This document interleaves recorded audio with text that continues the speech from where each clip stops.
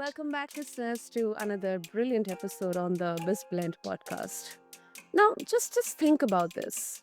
We chase business growth and sometimes we chase inner peace. But wonder what happens when the two collide.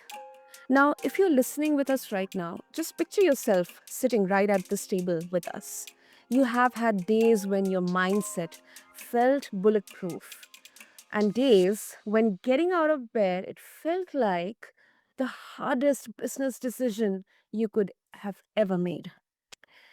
Today, we are diving into that intersection, listeners, where mental health meets marketing, mindset fuels business development, and where personal growth isn't a luxury, it isn't a fluff, but the very foundation of sustainable success. Our guest, Kenneth Wyche, knows this terrain very well. He's not only the award winning author of Get Your Mind Right, but also he's the founder of Life with Ken, which is a lifestyle brand that helps people live with more confidence. With a background in psychology, business, and leadership, Kenneth is here to explore how rewiring the mind can also rewire the bottom line. So, Kenneth, welcome to the show, and I'm really, really honored to have you here with us.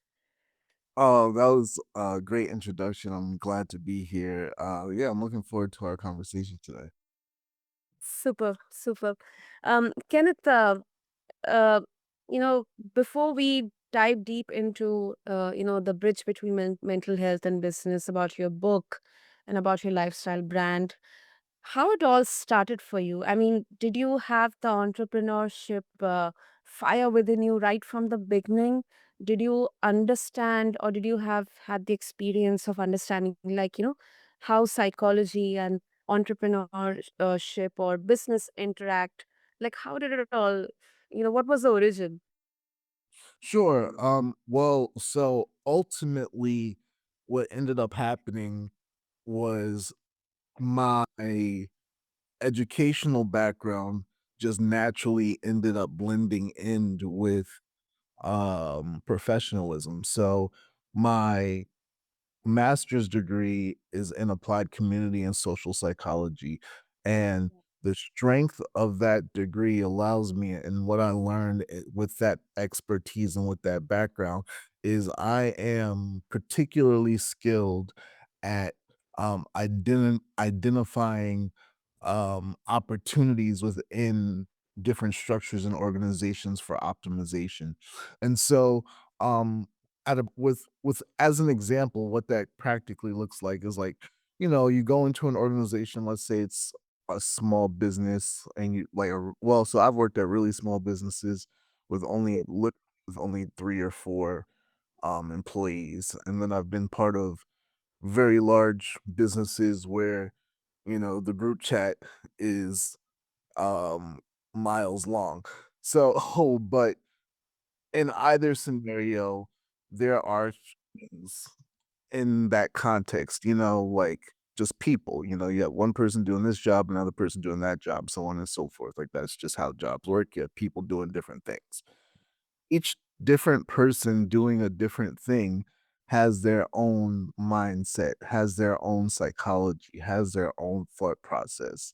My expertise within that context and using that example that I just described to you, my expertise has developed to be how can I, or what do I, what's my responsibility, or how can I, to the best of my ability, make sure that all of these different people who have their different interests and have their different um, goals and desires and things that they ambitions and things that they want to see accomplished for themselves. How can I get all of those different ideas and mindsets and people in alignment on mission, on vision to achieve something greater? How do I get the sum of the parts to unify to achieve a greater good? So that's where I ended up in terms of just learning, growing and developing, going to school, so on and so forth. That's been the trajectory. But before I even got there, um what has the stepping stones to getting to this place, I didn't, so little kids, especially here in the States, we love to ask them what are they gonna be when they grow up. And for me, when among that list and myriad of things of being a firefighter, the president, an astronaut, so on and so forth, there was a desire to be an entrepreneur in there as well. But, as a kid, it's like, yeah, you can do anything you put your mind to, great, wonderful. But then what do you end up actually putting your mind to as you get older? And for me, like, I've just committed to psychology ever since the 8th grade. I focused on psych. I ended up in high school getting into honor psychology, and then from there going to school, undergrad, grad, and so as I committed to psychology, and then as I committed to the bill of goods, at least back when I was going to middle school, high school, and college, where back then the message from teachers and advisors was, well, if you go to school, go to college after high school, get your degree, make sure you have really good extracurriculars, um, and you do all the right things, you join all the clubs, you get into a decent school, you get your degree, and then once you do those things, an abundance of opportunity will open up to you in terms of jobs or whatever other stuff, in terms of networking, how whatever that looks like for you. When you get out in the real world, um the mechanisms of what being alive just naturally happen. And so a lot of people in the United States, especially in my era, were told, go to school, get the grades, get Yeah. in, get involved, then you'll get a house, then you'll get a wife, then you'll get a Yeah. dog. You Yeah. know, I believe that. Like, I was the peak of that, so I got super Oh. fully propagandized into believing that that is what you have to do. Um, and so that that that understanding seeded and fueled my ambition, and then going into psychology and trying to figure out how can I make this aspect of human behavior connect. And I remember when I went into my master's program, my advisor said, "Oh yeah, we have a wonderful program where we can connect mental health with leadership and organizational development." And so that's again, that's how I arrived, how I got here today. Is just I stuck with education, and I stuck with believing eventually it will pay off. So that's how I got here. That's superb, Kenneth. That is super. I think it's kind of an, um, I believe, a blessing, exception, that something which you are passionate within is also externally supported as well. Yeah. Um, and because often it's very frequent nowadays that we can get affected by external factors, but then deep down inside we want to do something else. That's Yeah. how. Uh-huh. Go ahead, Ken. I was gonna say yeah, I was gonna say, like, that's a lot of people. I haven't looked at the, numbers recently, but I think it's certainly a plurality, so anywhere above 50 and 60% of most people, they don't wanna go to work, they're actively disengaged at work. They did not what a pencil pusher, an average pencil pusher is doing today is probably not what they went into debt for. Yeah, yeah. And I can see a lot of clarity in there. Yeah, it's a lot of clarity in there. And I think uh, that is early on. I think it's a very, um, once again, a blessing to start, because that kind of, keeps you uh, motivated, fueled, and, Yes. uh, rightfully directed at that path, towards your goal or your whatever you want to achieve. So that's Mhm. really good to know. Yes. And thank you for reviving everything and sharing with us. And now coming to your work in it connects psychology and business. Now, when we come to entrepreneurs, founders, it's very, once again, frequent to underestimate the role of mental health in their success. That's why we often are seeing that burnout is happening. They kind of are have sometimes the identity loss, or maybe they're not able to connect with themselves or their family, their loved ones. Sometimes it kind of trickles down into their team members as well, or uh, uh, the uh, partners they're working with, sometimes clients they're working with. So, um, was there a time in your own journey, Kenneth, where ignoring mental health cost you something significant in business? Yes.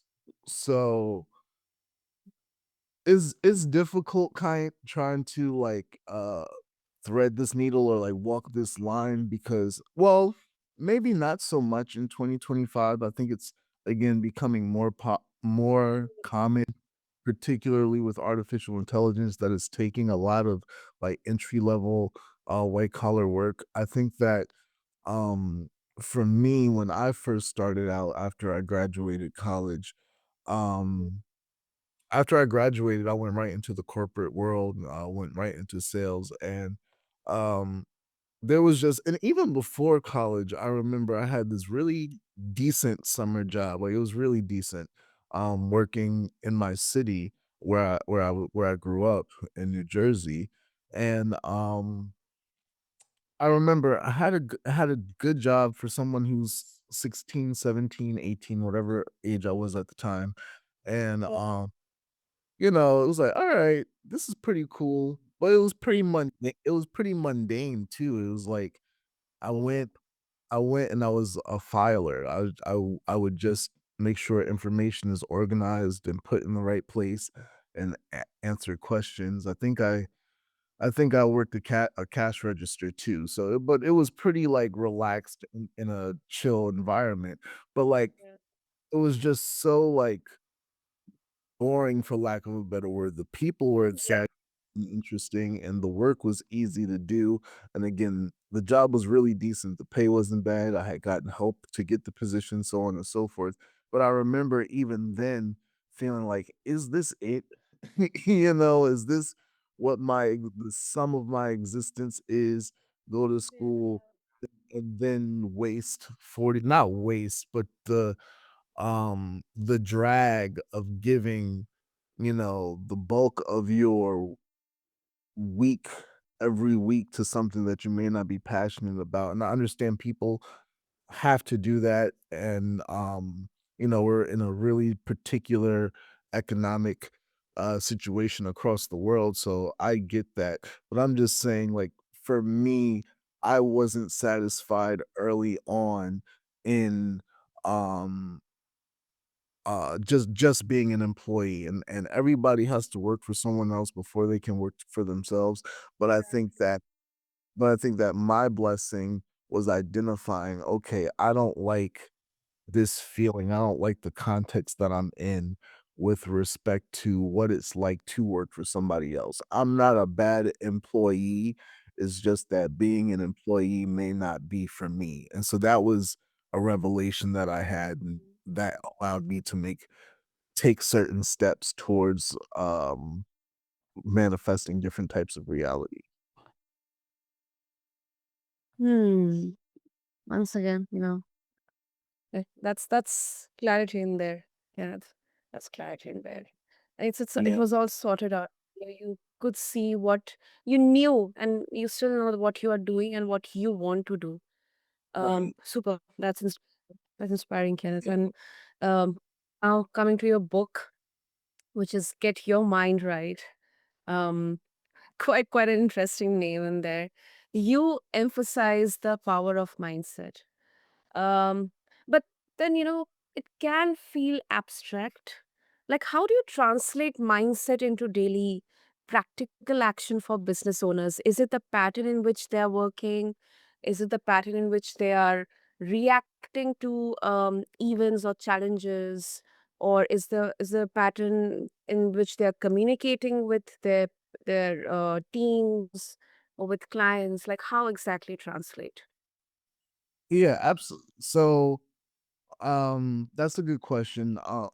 How I look at it um a leader, so in organizations you typically have other things that guide you, whether it be a mission statement, whether it be a corporate vision, or Yeah. maybe you are responsible to responding to others, like you have a directors that you have to respond to, or you have someone above in whatever context that looks like in terms of the structure where you have to respond to somebody else. And so sometimes in that scenario, you get um direction or vision um from someone else. So it's a little bit easier to be the conduit of somebody else's vision in that regard. But um mindset is how an individual, and in this case, a leader, approaches different things that arise in their day. And a fair portion, because I think a lot of people like to talk about mindset these days. I wouldn't necessarily say it's a buzzword, but it's starting to give buzzword kind of energy or weasel word kind of energy where someone just says it, but it's like, okay, well, what do you really mean? You're kind of using it as a catch all or an umbrella phrase.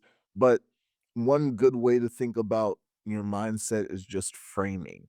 When you are presented with a scenario, how are you framing, or what is your how are you interpreting everything that is within the context of the scenario that you're dealing with? Um and so some of that looks like, what are your schemas for what you're having to uh speak to, what are some of your predispositions to that? Here's like a real kind of practical anecdote or example that you and the audience might be able to wrap your head around. If you're in if you're a leader and you're speaking with 2 or 3 individuals in a meeting, mindset, for example, will look like, as the leader, what what do you know about the people that you're talking to, and how are you approaching the conversation or the topic at hand, and what is the intended purpose um of the conversation? So being able to lead the conversation to some conclusion, but then also being able to use your subjectivity for a greater purpose. I think that leaders should learn that that is really important, that people lean on them for more reasons than one with respect to direction. So yes, direction in terms of what do I need to do, but also direction in terms of how should I feel, directions in terms of what should I think about this issue that I'm facing, direction in terms of what potentially is the next move I should make, or how can I grow and develop? Like, how is a leader supporting their subordinates to grow and develop? And so your mindset, a person's mindset, touches all of those things subjectively, so it can be difficult without speaking to a person about what their proclivities are and how they think about certain things, what is influencing their decision making. But mindset is that, it is your proclivities, it is your worldview, and it is how you apply those things to certain contexts. And ultimately, it's a cause and effect. So after you do something, something else happens, and then you take you with you to that next thing and address that next thing. But that it is a conscious awareness of you bringing yourself to whatever it is you are participating in or a part of, and knowing your purpose with respect to bringing yourself to that scenario. Hmm. That is interesting. That's interesting. And I think the way you explained it, I think it makes or grounds mindset in something tangible. Uh, many people would often say that mindset is all about positivity, or super super positive, optimistic. Everything is going to be fine. Kind of, which literally looks like you are escaping reality in there, like toxic positivity, as we. Yeah, absolutely. That's what I was thinking. I'm like, yeah, So, that's yeah. positivity. And I think that a lot of people do frame their mindset positively. I think a lot of people put how they think in a positive connotation, but it's not just simply being positive. Your mindset can sound positive, but the next step is how does that framework inform how you live and how you exist? Exactly, exactly. Brilliant, brilliant. And okay, now of course your brand, Life with Ken, um, what it's looks like it's built on confidence and lifestyle, Kenneth. So, um, once again, bringing in another buzzword, authenticity. But in the truest meaning here, how do you balance marketing yourself without feeling like you are just selling yourself? Yeah. Um, that is such an informed question, and I think that for me, I think that being able to compartmentalize has been a big blessing for me. There's a chapter on that in my book, but essentially, how are you again segmenting what you have to deal with in your mind? Like if your house, if your mind was a house and you had a bunch of different rooms, and each room is something that you are responsible for, or each room represents one of your responsibilities. That's how I think of compartmentalization. Your mind is a house, and each room in the house represents a responsibility that you have in the real world. So in your mind, maybe you have one room that is if you have a family, okay, this one room, when I walk in this room, I got to think about my kids, or if there's a thought process about that. In this next room, when I walk in this room mentally in my mind, I'm at work and I have to put on my work hat and I have to think about, different ways of achieving profitability, or, you know, when I go to the gym, I have a gym hat, and all I'm focused on is pumping this weight and doing as many reps and sets, whatever that looks like for somebody. So that's helped me being able to put one thing in one aspect of my mind, and one thing in another side of my mind, and thinking about those things separately. So I try to um differentiate myself from my brand. Like, yes, I run the brand and it's called Life with Ken, and I'm Ken, and I curate and create the content for that. But then I also do a good job at leaving that creating a space for it. A lot of leaders can learn to create space. And creating space doesn't always necessarily literally mean going and buying a place and renting it out and, oh, you have physical space. Creating space can be, okay, we are just going to create a moment, or maybe it's a digital space and I have a folder or something that is dedicated to the intellectual property of whatever it is. You need to have dedicated energy and space to do that work most effectively. So I've done a good job at saying, okay, Life with Kin stuff is over here. Business stuff is over here. Building a brand, having a vision, having purpose, having a goal is over here. And then Kenneth Wyche, the person who likes anime and likes to, relax and cook and whatever else he likes to do, is over here on this side. And that has helped me build both myself professionally, personally, and professionally, but also Life with Ken as an endeavor. Because I can show up at a show like this, be myself, and talk about what other stuff that I have going on, and provide value and insight, and have something that's a resource for people to turn to so that they can be empowered and inspired.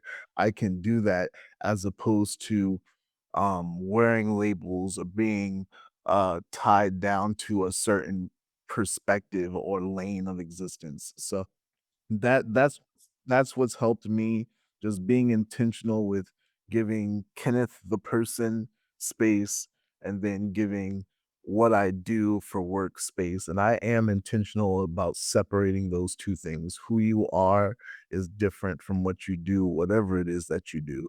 And you just bring you with you to whatever you do, which again goes to mindset. Wow. Huh. That was, you know, a well closed loop in there, Kenneth.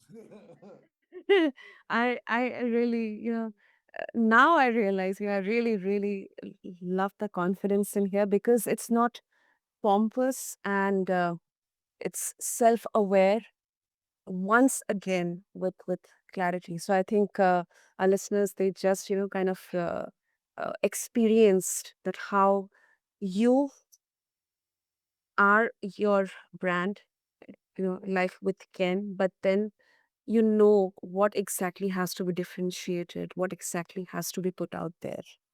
Yeah. So I think that's tough. It definitely takes uh, time, it definitely takes discipline and consistency. But yeah, that's really brilliant, Kenneth. It- You also have to know what you have to offer. And Yeah. so, like, for me, like, I just knowing that like one of my strongest commodities is information, and so, like, I understand that I can package that in some way, or I figured out how to package that in some way, but I think that that's the other aspect is, like, knowing what you have to offer, what you can create and put into the world that might be of value, and how you, cherish and cultivate that value as well, so that's another important thing, like, what's your role or what can your role be in society at large or within a certain microcosm of society? Hmm. Superb, superb. And of course, before we wrap up, Kenneth, if our listeners, they would like to connect with you and also get to explore life with Ken, and of course, your best-selling book, Get Your Mind Right. What would be the easiest way? So yeah, the easiest way if you want to connect with me, if you have X, formerly known as Twitter, you can find me at underscore kintastic underscore. So underscore KENTASTIC underscore. If you go there, you'll see my link to all of my different stuff from there. So it'll be easy from there to get connected with me. You can also visit lifewithkin.com. That is the main website for my brand. There you'll see my book and all the other resources that we curate for people to live more confidently. And just another quick point on that, we talk about on that psychology, mental health, personal, professional development opportunities for you to become a better person, and this supplemental information for you to learn something from and apply in your own life. Whether it be in my book, whether it be my brand, whether it be, doing something like this where I get to speak and join someone on a show. I want to try to give you all practical lessons throughout whatever I do or practical applications that you can apply almost immediately or something that will change your thinking or something like that. I want to add value however I can. So that's how you can get more connected with me. Brilliant, brilliant. I'll make sure to have all the links in the show notes for our listeners, Kenneth. And thank you so much for. I think I believe your words touched a nerve, and you brought your wisdom and your humanity into this space. So thank you so much for sharing your journey and, of course, your insights in here. Yeah, thank you. I'm sad we're done already. Sorry for me. I Oh, gotta okay, great. um for my next project or something, I have to come back. Absolutely, absolutely. Anytime, Kenneth, anytime. And I loved it because it's very rare to see. It's kind of a typical um, preconceived image that we have in our minds of people who have a lot of confidence and they're successful. They always like a very energetic and very loud and very active and doing all, you know, kind of Yeah. body movements, and their decibels are like, oh my goodness. But what I can see that there can be a um, there can be a beautiful balance between confidence, clarity, and self awareness. Yeah. So, thank you so much for bringing this energy up in here. And also, to all the listeners, thank you so much for devoting your precious time into listening to this conversation on this blend. If it resonated with you, maybe today's the moment to ask yourself, is my mindset aligned with the business I am building? Or am I building something at the cost of my well being? So, thank you to everyone. And once again, to connect with Kenneth and explore about his brand Life with Ken, just refer to the show notes along with this episode. Until then, this is BizBlend, and I am your host, Sana, signing off. Thank you.